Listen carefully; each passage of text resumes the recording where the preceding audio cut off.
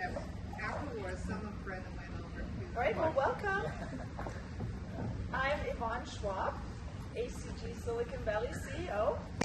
And as many of you know already, ACGSV is the leading business-to-business networking organization in Silicon Valley, providing connections, thought leadership, and enabling personal and organizational growth. And we are very excited to welcome you tonight to our panel discussion on the critical role of technology in addressing climate change, sponsored by Dell Technologies and VMware. But before we get started, I'd like to take a minute to tell you about our upcoming events. We have an event on the Metaverse at the UC Santa Cruz Extension in Santa Clara on November 2nd, and an event on biowearables on November 16th at UC Santa Clara. But we also have our first in-person meeting for our Young Executives Club next Wednesday. We're going to be at a craft brewery tasting their beer, so if you're interested in that.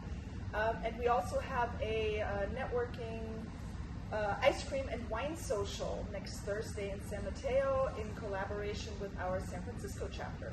And for any more information on our upcoming events, please check our website, ACGSV.org. How young do you have to be a young executive?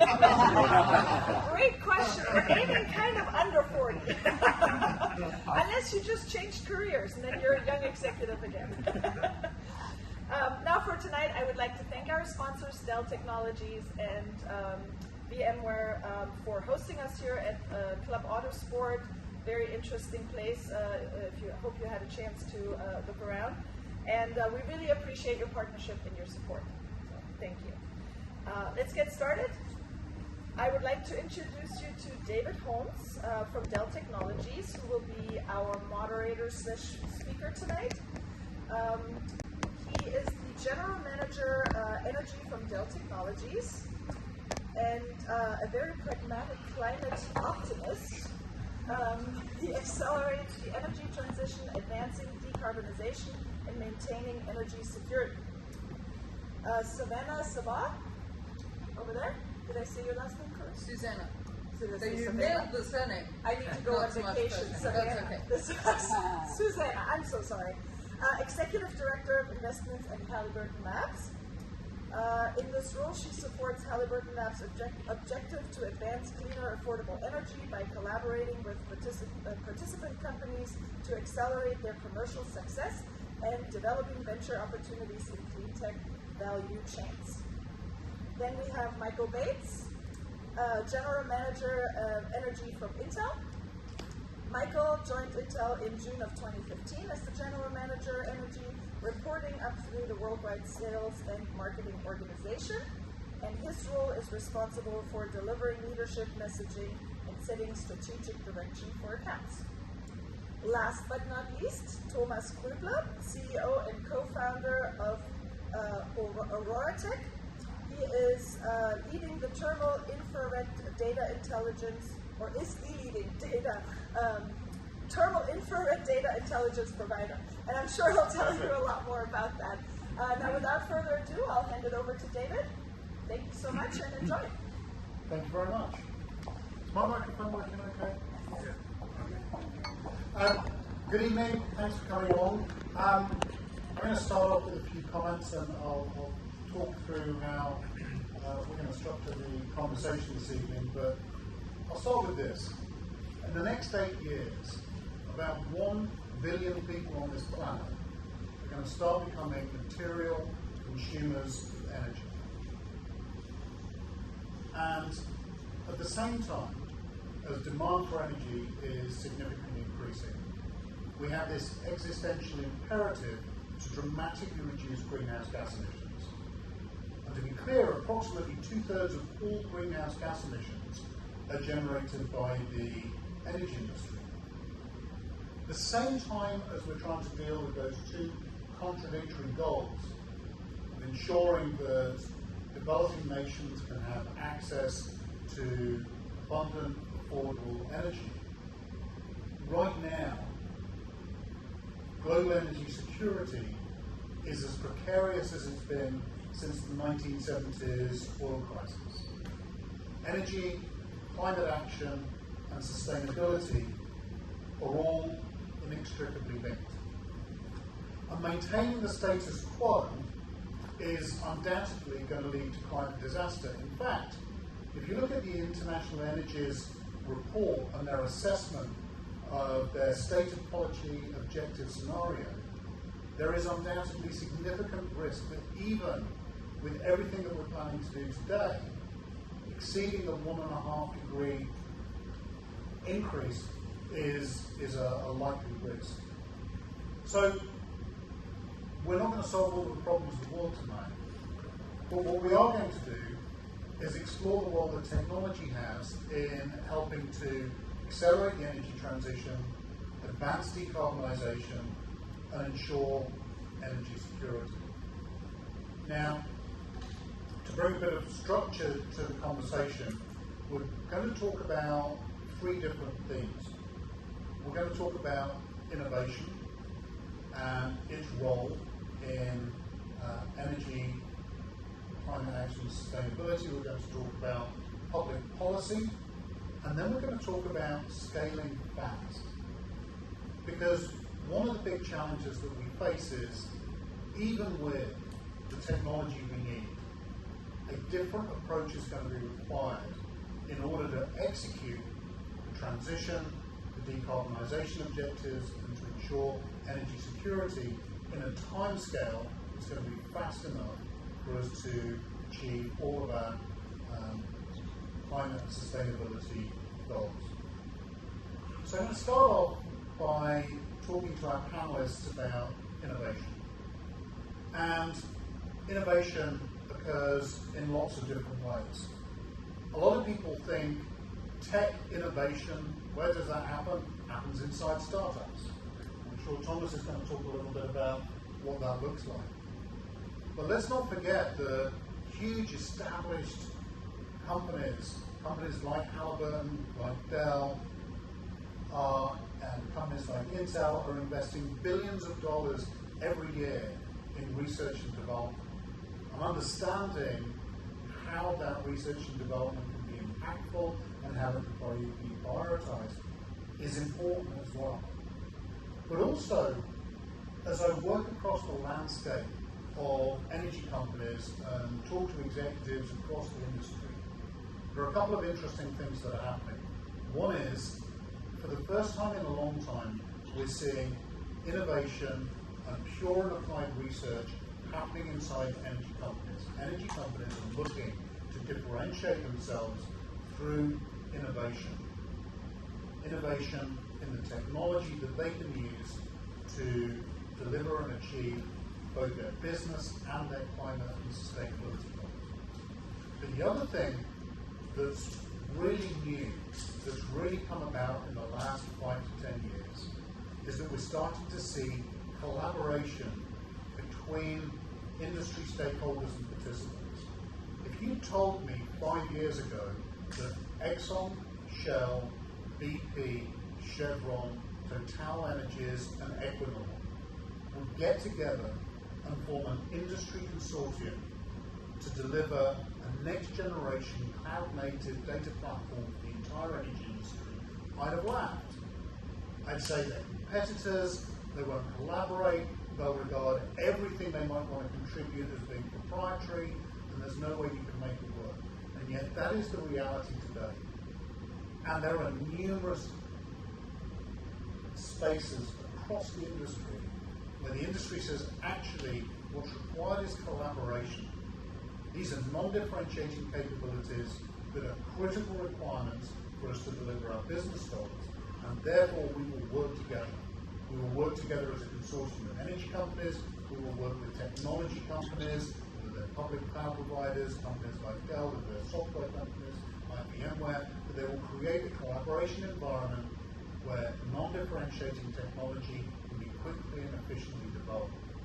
So within this technology innovation paradigm, we have startups, we have big established technology companies, we have energy companies who are doing their own research, and then we have industry collaboration. And with that context, I'd like to start with Mike. I think most people would recognize that Intel is a company that invests in innovation. But how does Intel factor sustainability and climate change into its investment priorities? Well, thanks. So first of all, Intel's been investing in sustainability for many, many years. I think we're recognized as one of the most sustainable companies in the world. I think even recently Barron's magazine ranked Intel as the most sustainable company in America. So sustainability, especially around water, energy, supply chain, have been tenets of Intel's business and investment in Intel's business for I've been there 7 years, so it's since I've been there. And then in addition to that, I'm sorry. Thank you. In addition to that, we have aligned our strategy around something we call RISE. 2 years ago, we announced it, and it's a commitment of the company to address this challenge in a responsible way. We are, and also in a way that's inclusive, so that everyone gets the benefit of benefits of the energy transition, something more clean and resilient, not just those that can afford rooftop solar or electric vehicle. And the last two letters of RISE are sustainable and enabling. And that's really the area that our team is focused on, applying Intel technology. And I think even more importantly, convening our ecosystem of partners. So that's one thing that Intel can lean on is, the ecosystem that's developed over the last 50 years. Dell being one of the good examples of that ecosystem and the work that we do together to go address this challenge in ways that you just mentioned that are open and interoperable. That's a big change in this industry to move to something more open and interoperable. So I think investments in software that allow for what you just mentioned, rapid response with open source software, open source platforms, interoperable platforms as an investment to accelerate the transition to a more sustainable world, as well as some of the core basic Intel technologies and how they're applied. Ways of compute, 5G private networks, low latency comms. So paying attention to where the market is going, looking for opportunities as they arise, and then leaning in, I think, heavily. And the last thing I'll say, and this is fairly new, we've also announced the establishment of the Center of Excellence around energy, which is one of the key industries for Intel. So no longer, hopefully soon, where we have to answer the question, why are you on an energy panel? Well, it's Intel in the room. Hopefully it's clear soon, how Intel's investing in this space. And I'll ask you a follow-up, which is this. So, Intel's obviously a very profitable company and it can afford to make some investments in developing technology for the energy space, but is it seen as a kind of a morally and ethically right thing that Intel should go and participate with, or is there an underlying business case for investing in this?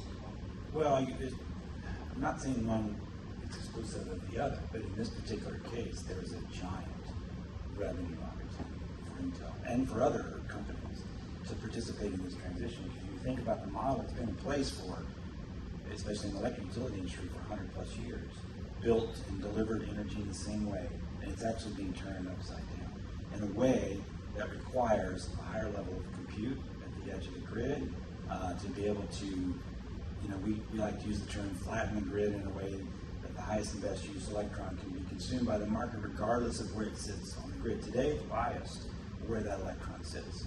But in the future, for us to move to this energy transition, it includes, I think, higher levels of compute, even server class compute at the edge of the grid, high and low latency comms. So I think in that area as well is, I think, one of those areas of investment for our company. So you can make money doing this? Yeah, absolutely. lots of people will make money in this transition. So Susanna, moving on to you. So as one of the oldest oil field service companies, the link between Halliburton climate and sustainability is an obvious one. Can you talk a little bit about Halliburton Labs and how your work's driving innovation in the climate and sustainability space? Yeah, I think it's fair to comment that we might not obviously spring to mind as a company when you're thinking about climate change and clean tech. And to be honest, I think that is part of the genesis of Halliburton Labs was our CEO, Jeff Miller, is a pragmatist. I think you were described as a pragmatic optimist. He is a pragmatist. We are an execution-focused company. We are in an industry that understands that the energy systems of the future are not going to look like the energy systems of the last 100 years. We had our centenary in 2019. So we have been doing what we do in oil and gas for a very long time. But fundamentally, the hypothesis is the kinds of things we have done as an energy services company for oil and gas are the kinds of capabilities and core competencies that will also be needed to scale and globalize clean tech innovations. And so Halliburton Labs was founded about 2 years ago as we're predominantly as a clean tech accelerator program. So we work with early stage clean tech, mostly hard tech companies to help them achieve their scaling goals and become more investable and reach their full potential. But the second part of what we're doing is we are building Halliburton's insight and understanding of those emerging value chains and giving us the opportunity to build connectivity with, I think you referred to, the ecosystem. This is a really collaborative space, and it's going to have to be. There is tremendous innovation coming from the technologies that startups are bringing, introducing to us, but to go from a really great technological idea to an impact on the kind of scale and the timeline that you were talking about, David, that will be necessary, there are an awful lot of support functions and other attributes that startups need that we believe we have core competencies around. So we have pitch days 3 times a year. We bring in early stage clean tech companies, and we work with them to understand what are the hurdles that they need to overcome to reach their full potential, and then we make available a global network of 40,000 employees, all of our partner networks, to help them think through, work through those challenges. I think that innovation shows up for us not just in the innovative ideas of the startups we work with, but in the innovative ways that our structure as Halliburton Labs is allowing us to work. So I am sure if you don't work for a global multinational 40,000 employee company, you can imagine some of the ways in which agility and rapid learning and pivoting and all of the startup behaviors can be a little bit challenging in a large corporate environment. Because we're structured, we're actually a separate C Corp, a wholly owned subsidiary, but we report directly to the CEO of the company. We have been given the freedom to behave a bit more like a startup, to be a bit more innovative about the ways we engage with the ecosystem.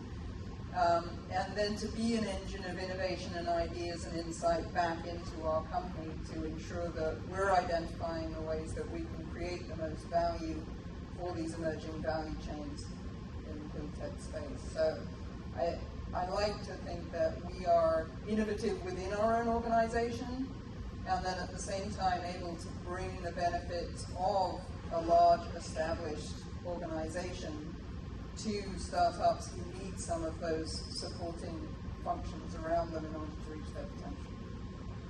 I presume as part of that you get to learn a lot about these companies as they go through the program and see whether there's potentially a place in Halliburton's portfolio for So we do, but what I would say is what our primary function is not is identifying companies for M&A to bring in directly. So we take an equity position with the startups that we work with. That aligns our objectives very well. It means, we're all motivated to see them be successful. But the objective is not, then we will acquire them and wrap them into our business. The objective is more, to your first point, that we build our insight and understanding. We validate that these are the kinds of competencies we have as an organization that are valuable in what are some very complex value chains. So I'll give you an example. We have more than one company in our portfolio who are in the hydrogen space. Some at the generation end of value chain, some at the sort of fuel cell utilization end.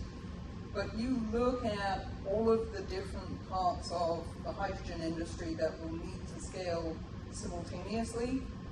You can build the most technologically advanced, lowest cost electrolyzer you can imagine, if you have no pipeline infrastructure to move hydrogen from where it's generated to where it's going to be utilized, nobody gets to scale. So part of what we do, what we gain as an organization by working with the startups is the insight and the connectivity to really do that collaboration you were talking about and figure out who are all the partners who are going to need to be communicating with each other about their expectations, their needs, who's solving which part of this problem, so that we can all kind of scale together. That's fabulous. I was actually at there's a utility company called ACG on the east coast in New Jersey, and I was meeting with them a couple of weeks ago, and they're talking about mixing hydrogen into their natural gas supply. And the one problem that they've come up against is, in doing all of their testing and analysis, they've discovered that some of their pipes are made out of a completely unexpected material. Anyone would guess what materials some natural gas pipes are made out of? Sorry? No? It's not metal and it's not plastic. Wood? Yes. Wood? They have wooden gas pipes laid a very long time ago, but hydrogen would be small and would be porous. So, do you know why I said it? I walked up to a castle 2 weeks ago, and there was a small sign that they made wooden water pipes 100 years ago or 500 years ago for the kingdom. yeah. So today there are people in New Jersey whose gas goes through a wooden pipe. It blows my mind. So Thomas, let's come on to you. You're at the sharp end of innovation. I can't deny there is something a little bit cool and impressive about having proprietary space technology. Being CEO of a company while you're in your 20s, I'm a little bit jealous. That is. Tell us a bit about your company and give us your perspective on what it's like to innovate in the climate and sustainability space, and what's good and what's bad. I mean, as a first introduction, we have two big problems. That's climate change mitigation and adaptation to climate change, because it's part of this panel today. And yeah, we often don't know what we are doing. So we tried to do something there and here, and then change here small thing, use wooden straws instead of plastic straws to drink. But we very often miss the point. What we do, we try to make all the contributors to climate change visible and also provide solutions to work with it. And the central number here is always the temperature, where I will speak about heating up. And everything that has a temperature contributes to it. And yeah, the outcome is probably forest fire, so it also has a temperature. It's also hot. But we take the Earth's temperature from space. So we have developed unique sensors that are about this size. So they can be placed in any shoebox-sized satellite. We put them up to space, and then we take the Earth's temperature several times a day. In the long run, every half an hour in high resolution. So we can actually map all the contributors, give insights, can tell you which gas flares are burning, how are power plants behaving, what are the hot parts in the city, what you should do to cool down a city, where's currently a fire, probably how will the fire behave. So that's what we do. That's what we have done. So what was it like getting into that business, and what's been going really well, and what are the challenges? So what really went well this year, and beginning of the year, we launched the very first camera to space on a satellite built by Spire. It was launched by SpaceX. That went really well. Were you there for the launch? Unfortunately not. That was the time when no one was traveling still. That was quite sad, but yeah. Next time I hope. Next satellite we launch next May, so I hope to be here in May and watch it. That went really well, so we received the first data now, and we received more data we actually expected, so it's not only a prototype, it's getting operational slowly, and we start sending out the first data to customers to actually test it and say if they can need it. yeah, what didn't went well. I wanted to say something there before.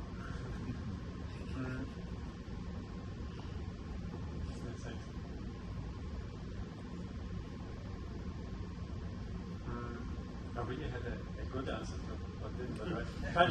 Apparently, it wasn't that bad, so we are very happy what we achieved until now. No worries, that's fine. I want to move on and talk a little bit about public policy. If you told me 10 years ago that an IT geek from Nottingham, England would be the core part of my job, would be meeting senators and congressmen and ambassadors and other politicians to make the case for the role of technology to try and educate on public policy, I'd have laughed. It would seem absolutely ridiculous. And yet it seems that in order for us to make progress, spending a significant amount of time in places like Washington DC and Brussels and London and other places are incredibly important. And it's surprising, when you meet a lot of these politicians in an off-the-camera setting and have an off-the-record conversation, how rational many of them are, and the extent to which they desperately want to learn and understand and get perspectives on what's required. And one of the challenges is there's contradiction. For energy companies, they crave more than anything else stability in regulations, stability in pricing, predictability of what demand's going to be. All of these things are things that drive confidence and investment from energy companies, because these are investments that are made over decades.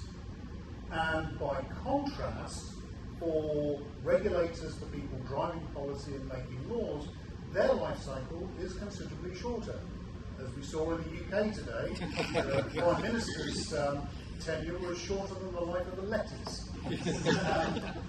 And that's not something I'm proud of as a Brit, but it's a dilemma. Energy companies are looking for a stable environment to invest over multiple decades. Politicians, in the US, who knows what's going to happen in 8 weeks' time? And so there's a real challenge to understand how we work with public policy and how we drive it. And Thomas, I'm going to start with you and say, as an entrepreneur and an innovator, and feel free to talk more about Europe than the US, but how has public policy affected you? Has it been positive, negative, or a combination of the two? Currently, public policy affects us quite positively because it changes, and also public authorities understand climate change is a problem. They are having their issues in heating up cities and so on, so they are super interested now in also buying our thermal infrared data for actually addressing these problems. But as a startup, it's quite tough, so you actually cannot bet on public policies. You need to find something else, because policies can change quite quickly. So we try to not focus on any policy, but we want to make it visible. So we want to make it visible what happened. Sometimes policies are meant very good, are meant to solve a problem, like very old policy in Europe. They decided to put palm oil into our fuel, or produce fuel from palm oil. Apparently, we emitted more CO2 by doing this than saving. So we try to bring light into everything. Everyone knows today, and I hope it will get better in the future. Yeah, a little bit how in Europe they have these huge wood pellet burning plants, which are a great form of offsetting, but it turns out that the wood pellets are coming from forests that are being taken out in America, and so there's a big deforestation problem in the US, which is creating a whole bunch of carbon offsets in Europe, but those pesky CO2 molecules don't seem to respect geographical boundaries. Exactly. It's super hard to actually understand everything that's happening all over the globe. You're always thinking in some region, but if if you go over borders and want to actually see what's going on in total, because we have one area, it's exchangeable, it's super tough. Susanna, you coach and counsel a lot of startups. What help can you give them, or what do you say to them to help them navigate the impact and complexity of the regulatory universe we live in? Yeah, it's really tough. I mean, at the moment, a majority of the startups that we're working with are US-based, but not exclusively, and we're starting to see more applications from people in other markets, and really just understanding how much of an impact the regulatory environment can have on their value proposition. We have a number of companies whose value proposition looks very different depending whether they are targeting a European market or Asia or the US or within the US. I mean, state by state, I'll go back to hydrogen again, but I mean, the Texas Gulf Coast has by far the most hydrogen infrastructure anywhere in the country. So the cost of producing and transporting hydrogen there, we also have the availability of underground sequestration for carbon. So you can produce and transport blue hydrogen more cost effectively in Texas than you can in many other parts of the country. But the demand is not in Texas. At least on the transportation side, there's a certain amount of industrial demand. And so the variability between regulatory environments in different markets has a huge impact on the value of the exact same technical innovation in different places. I think, Thomas, you made a comment about you can't sort of bet on regulations.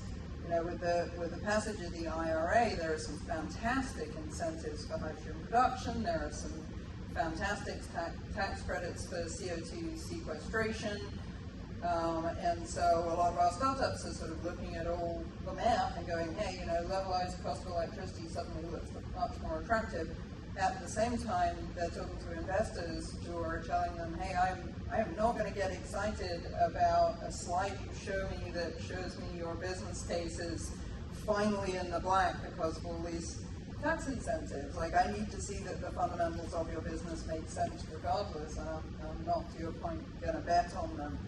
So it's a balancing act between figuring out where is there a regulatory environment that will be conducive to your early customers, conducive to pilots, and the kind of environment where you can really demonstrate that your technology works, but reminding them you still need a business case that will make sense regardless, and that may mean being very selective about which markets you're trying to enter when.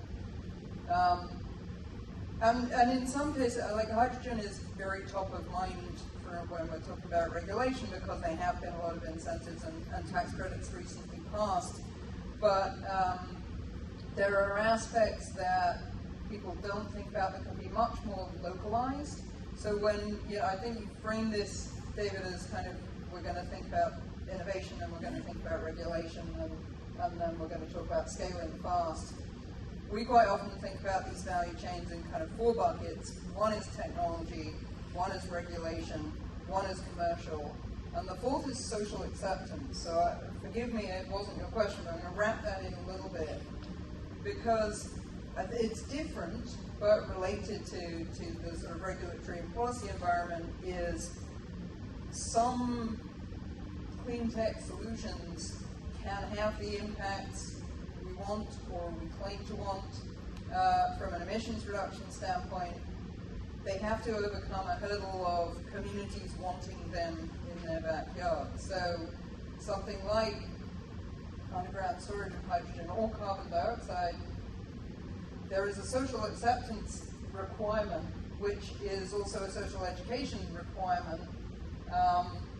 To be able to scale up, you have to have communities who want to embrace the energy form that you're trying to facilitate, the facilities that you're going to put up. A hydrogen plant may not look to most communities much more enticing than an oil refinery.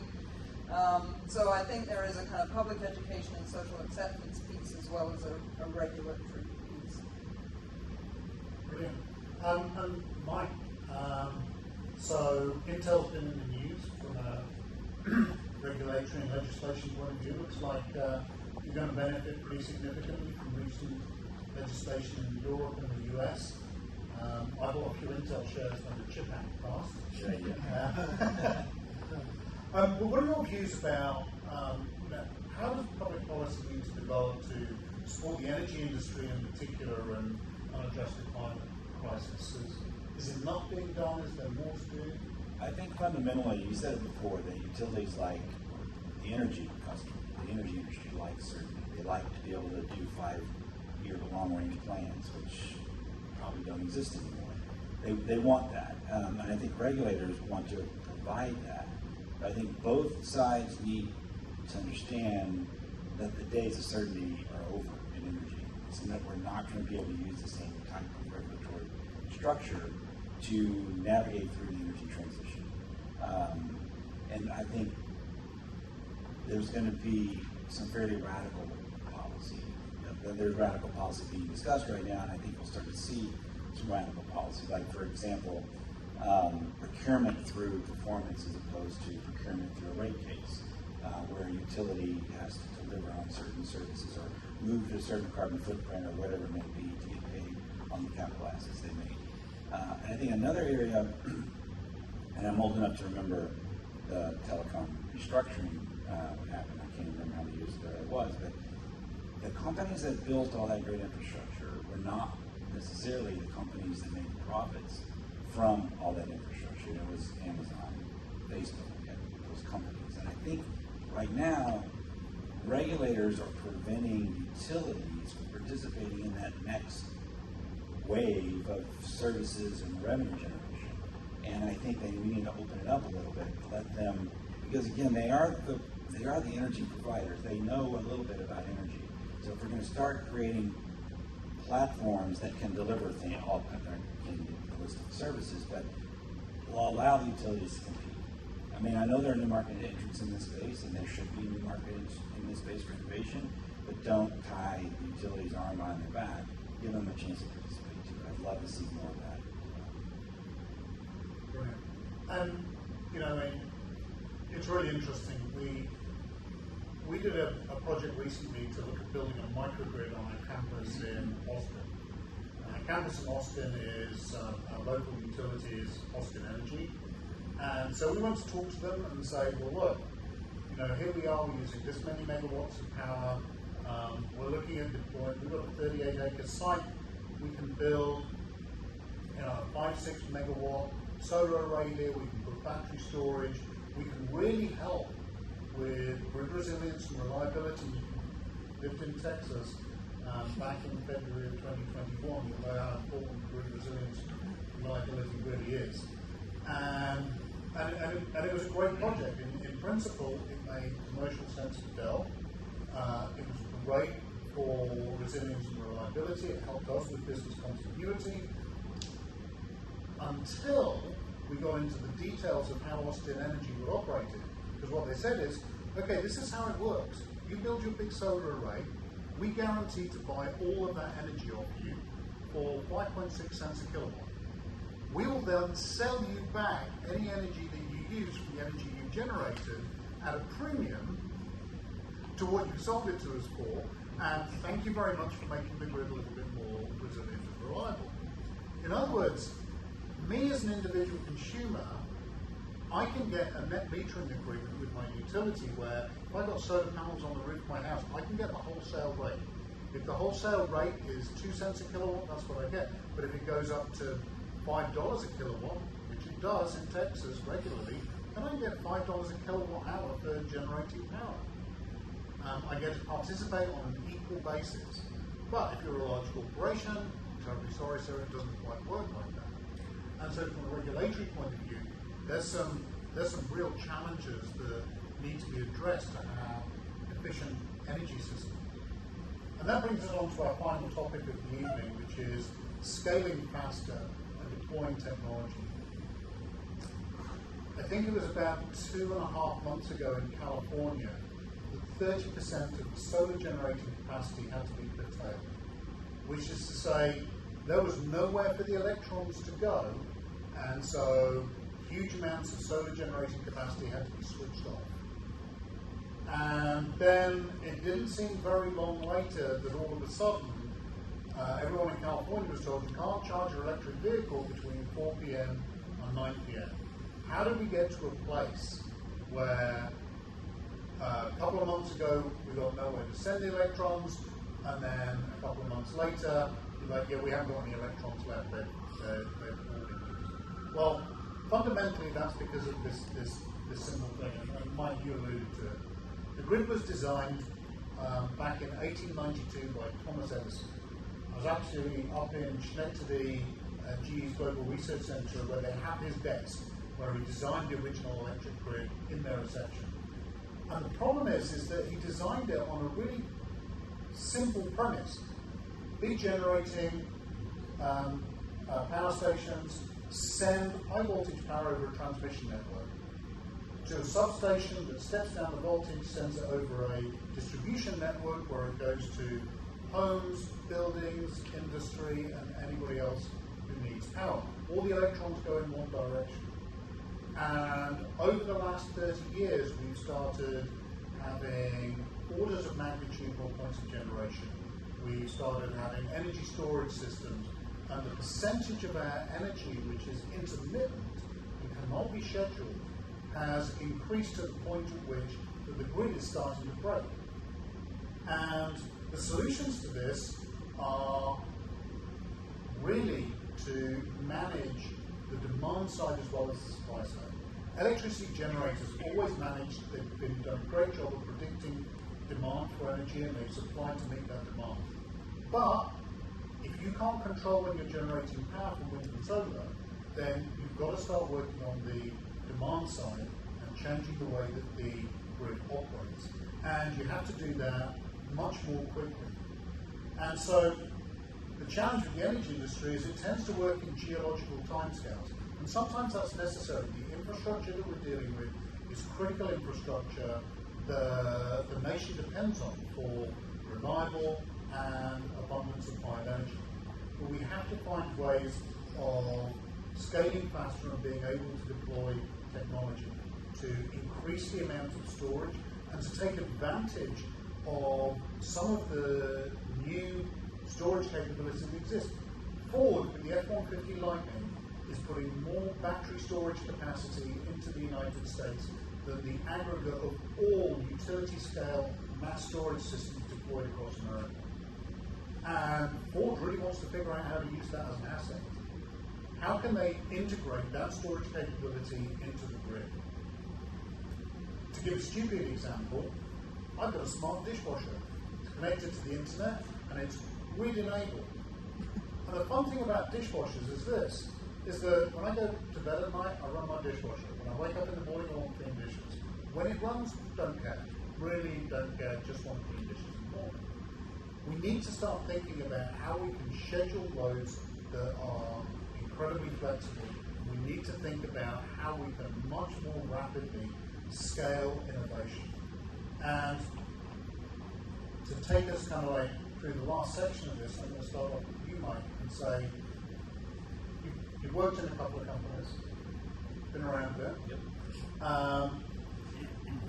What lessons have you learned through the years into how you scale the deployment of technology, how do you make it go faster, and how do you reach that critical mass? I'll use the context of today's transition in energy we talked about at the top. And I think about how to fast track that. I may answer it in a different way. We all have big aspirations of where we're going with energy transition, where we need to be. There's real compelling reason to act, and we see it every day.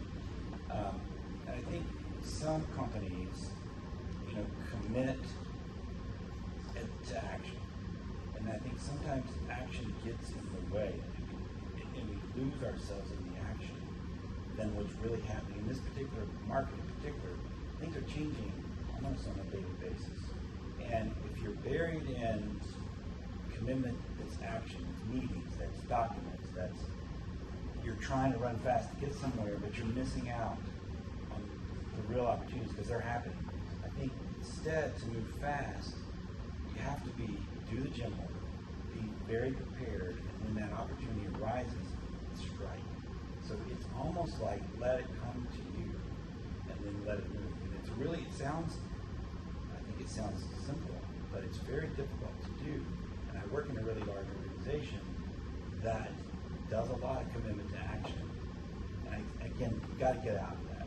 You got to sit back, look for the opportunity, and commit to outcomes, not to action. And I think that can help move things faster. And that's a great pivot to you, Thomas. So from all of us here, I'm guessing that scaling fast must be a significant prerogative. So as you're looking to develop your technology, what are the barriers that you face, and what's going to stop you going faster? And is it the SpaceX launch schedule? Or, Definitely also the launch schedule. Yeah. Placing something in space takes time. We have reliable suppliers, reliable satellite manufacturers, partners, but still takes time.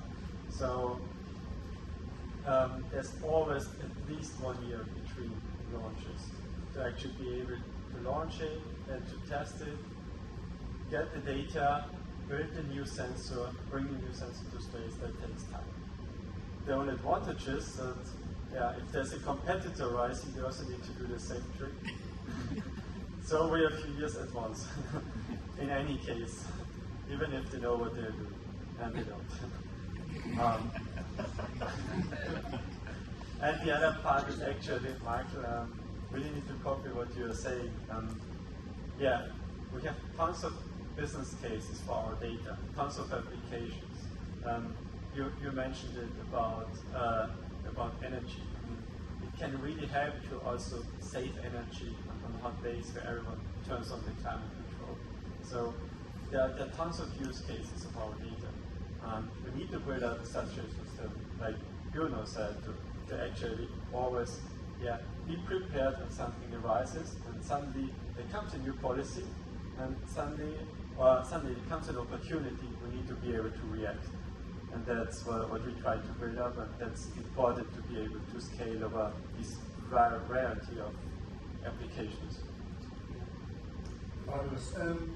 Suzanne, given that your job is basically to help innovators scale their businesses and make that transition from proven innovation to commercial plausibility, what's your advice for how companies can scale faster? So we chose specifically to work with predominantly hard tech companies more than software because their scaling challenges are much thornier. Very often it takes a lot longer to iterate a design change. It can be much more costly to build a prototype if you're talking about hard tech. I think, one of the biggest hurdles most hard tech clean tech companies face is getting pilots, getting demonstration projects. We've talked about there are a number of major multinational energy companies, technology companies who want to participate in energy transition markets.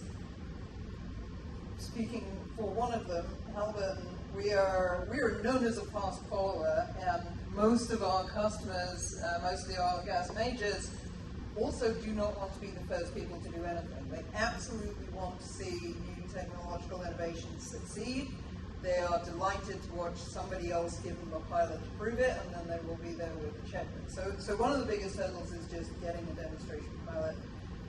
One of the ways we try and help our startups is quite often there are places in our own facilities. We're in 80 different countries. We have facilities of all kinds. So a lot of efficiency solutions, some of the power generation solutions, we may be able to actually offer a pilot location, or we can work with our partners, make introductions. One of the other challenges that startups often have is just getting people to answer the phone. So they may know exactly what kind of company or facility would be a perfect use case for their solution. Nobody wants to pick up the phone because who are you? I've never heard of you. You have 3 people and your website is branded. So sometimes just facilitating those introductions and getting them connected. But I think the scaling challenge, as I was saying earlier, can just be the complexity of the value chain. So, getting a pilot, having the data, we were talking earlier, even though we work with hard tech companies, the importance of them gathering, analyzing, and being able to present the data that proves their value case is so important. And if they are a hard tech engineering company, they may not be necessarily thinking about what sensors do I need to attach to this, what data do I need to be gathering to prove the value proposition that I claim. So I think helping them think about the ecosystem and the partnerships that will help them prove their case, demonstrate their technology, and reach a threshold that then these other larger companies who don't want to be the first mover have the confidence to come in and work with them. And so we do see that in some cases, we have partners who will say, okay, well, I might not have been ready to give a shot to this company I've never heard of, but hey, they've been working with you, they've had some conversations, maybe we're ready to do that. I did want to come back, it's not a question you asked me, but when you were talking about the grid and storage, and we have a company in our portfolio who have a battery recycling, lithium-ion battery recycling technology, which is fantastic. And they have closed Series A, and we are in fact manufacturing for them their first prototype units. And so we've been having a lot of conversations with people in the battery recycling space. And back to your first comment that this is a mechanism by which we learn. The thing I didn't realize when we started looking at battery recycling is, for a lot of companies, it is battery recycling is the last thing you do when you've exhausted all possible other uses for a battery. And end-of-life auto batteries, storage is a perfect solution. I was chatting with somebody from Volkswagen who said, I can show you the list of 5 different ways of making use of a Volkswagen battery that I go through, and only if none of those 5 is going to be viable, now I need a recycling solution. He wasn't saying we don't need battery recycling to scale really fast. He was saying we need that to scale really fast. We need second life applications of batteries to scale really fast. We need the ability to manufacture batteries in the US to scale really fast. We need, there are companies who can recycle lithium-ion batteries at scale, and almost all of them are in China. And I think you were talking about the emissions side effects of palm oil. Well, you can have a great sustainability story from the fact that you're recycling all your EV batteries, but if you're shipping them to China to do so, your overall carbon footprint is not quite as good as it could be. So just every one of these spaces that people are innovating in is part of such a complex value chain that has so many other pieces that also need to be enabled and also need to be scaled. And on the sort of data side, that ability to know who is doing what are my handoff points, when I've done whatever part of this mechanism, this value chain is my company's responsibility, who am I handing it to, are they ready to receive it at volume? And I think that's the crux of all of this, is when I think about the kinds of problems we're used to solving at Halliburton, the problems are well understood, and then we're all innovating what's the best way to solve them. And in a lot of the climate tech space, we've all got to get together and collaborate and share views to even figure out what the problems are, or we're going to have lots and lots of companies each solving one point problem somewhere on this map, and then lots of gaps between all those innovations that limits any of them from scaling. So sorry, that was a bit of a ramble, but... No, that's fabulous. And actually perfectly timed. So now's the fun part, where having listened to us randomly pontificate for the last hour or so, we've got some super smart people up here and myself. Any questions from the audience? Yeah. Hi, James. Very interested to hear you guys. It's just the last thing that happened. It is really worth knowledge.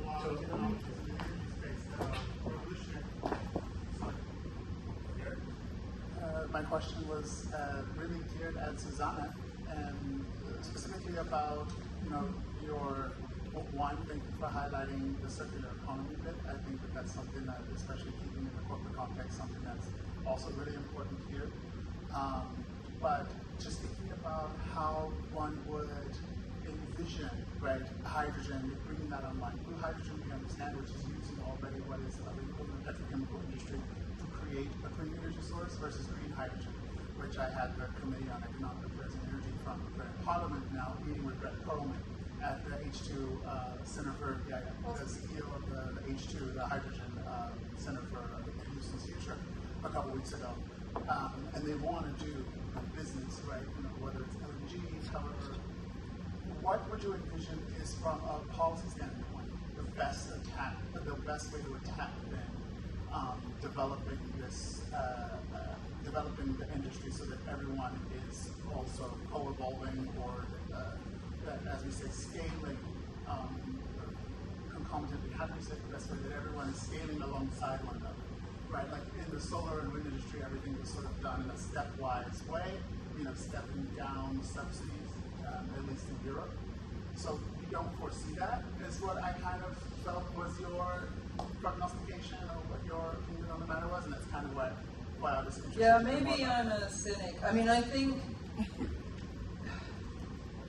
so on hydrogen, so I was at an event in Stanford about a month ago, with all manner of different stakeholders in the hydrogen space.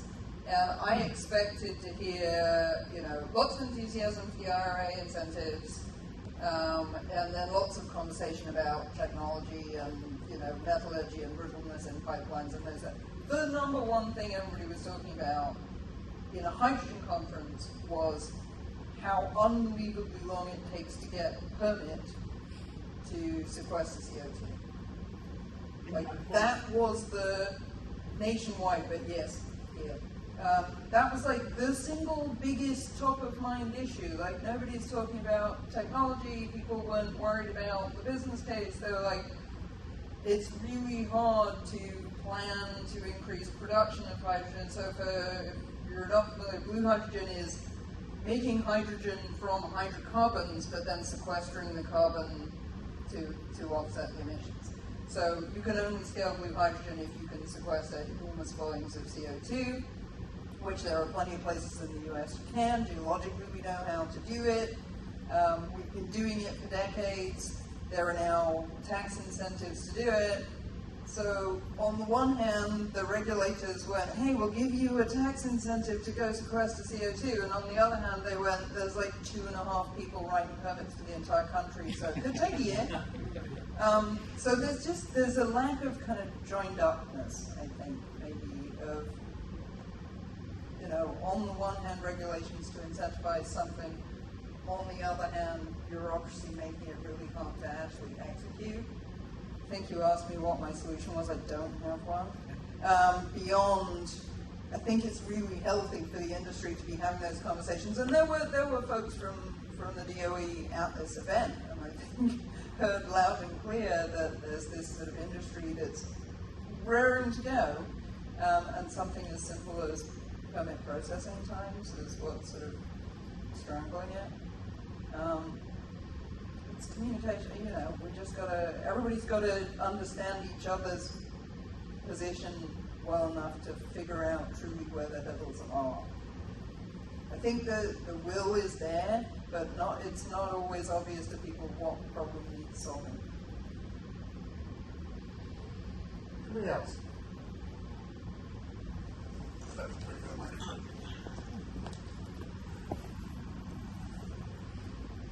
On the innovation front, are you seeing green hydrogen ideas with any reasonable timeline and available at scale? Yes, and it's just very market dependent. So in geographies that have a really high renewables mix and don't have locally available hydrocarbons, I think it comes back to, David said at the beginning, there's sort of the sustainability aspirations, and then there's just the pragmatism of energy security and affordability. And so, markets with plentiful renewable sources and that have been moving that way anyway are going to go in a green hydrogen direction, and markets with plentiful hydrocarbon, but therefore also the kind of depleted reserves where you can inject CO2, they're going to go blue hydrogen. I think that the technology isn't the hurdle in either case. It's the kind of the market environment, the commercials. In January, I met with the German ambassador, and he was saying that there's a huge argument about green hydrogen and blue hydrogen, which was good and bad.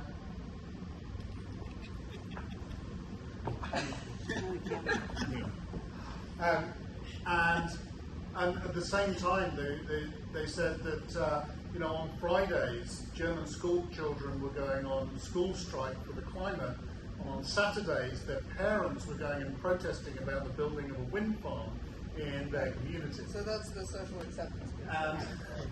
And so it becomes a dilemma, but of course, with the current situation, all of those arguments go away because the energy security becomes the predominant point of view, the dominant question. And so people are a lot less concerned. If you go back a year, the idea of LNG gas trains in Germany was hard to imagine. And now they've got 4 under rapid construction right now. So I think this balance between managing energy security, transitioning to sustainable energy, and managing decarbonization take on a different dimension and lens in times of crisis like we have at the moment. I just have a real quick question for Thomas. Thomas, who are your customers?